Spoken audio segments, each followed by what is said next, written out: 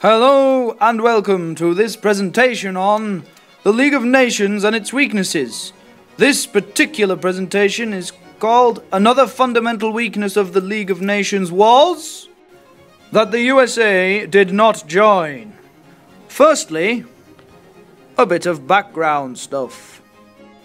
Some of you may remember that after the First World War, the Americans decided that they wanted to be isolated from the world and no longer be embroiled in damaging politics such as what eventually occurred in the First World War.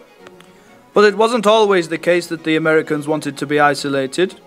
In fact, I think it's about time that we rewound a little. You see, during the war, the Americans were led by a Democrat president named Woodrow Wilson, and he liked to believe that the Americans had a duty along with the rest of the world to make sure that a disaster like the First World War never happened again. So Woodrow Wilson was the driving force behind the League of Nations. However, after the war, the American people voted Woodrow Wilson out of office. They didn't want to get involved in things such as the League of Nations. In fact, what they wanted was to be completely removed from foreign politics. So despite Woodrow Wilson coming up with the idea of the League of Nations, the Americans decided they wanted no part of it. But why was this a problem, I hear you say? Well, the USA was the most powerful nation on the planet after the First World War. There were two main ways in which the League of Nations could take action in a time of crisis. The first is to take physical action to bring any troublesome nation under control. However, just like in any fight, it's always a good idea to have the hardest person, or in this case, the hardest nation, on your side.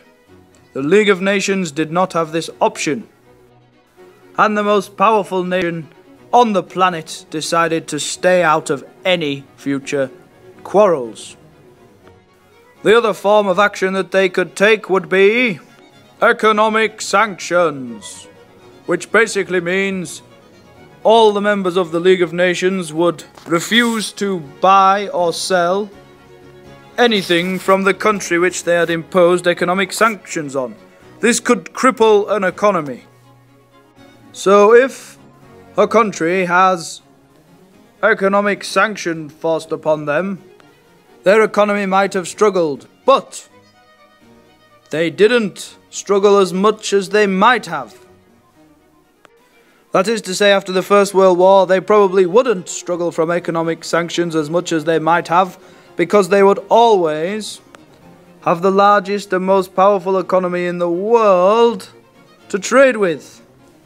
And so, in summary, if the League of Nations had United States of America as a member state, then perhaps it would have been easier for them to control unruly nations, because they would have had the threat of the might of the United States military behind them.